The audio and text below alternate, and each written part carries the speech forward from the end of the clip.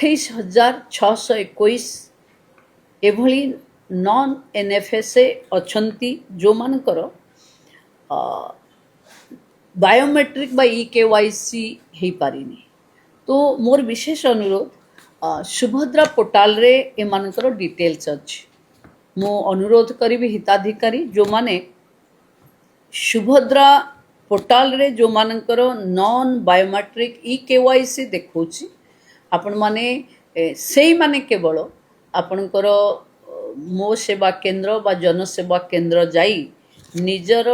ये बायोमेट्रिक इकेवाईसी को जो फिंगर टिप देकरी एटा करंती सेटा कंप्लीट करदेले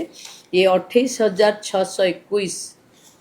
जो पेंडिंग अच्छंती से मन को समस्त को सुभद्रा मिली जीवो। तेणु एमाने हिताधिकारी योग्य अच्छंती केवल बायोमेट्रिक इकेवाईसी कारण पेंडिंग अच्छी मो रिक्वेस्ट करी आपण माने डाटा नेबे सुभद्रा पोर्टाल रु एवं निजे जाई जनसेवा केंद्र बा मो सेवा केंद्र रे इकेवाईसी संपन्न करे देबे जुलाई 25 पूर्व ताहले आपण माने जो माने एथरे ड्यू अच्छी से मन को सुभद्रा भी मिल जाई पारिबो।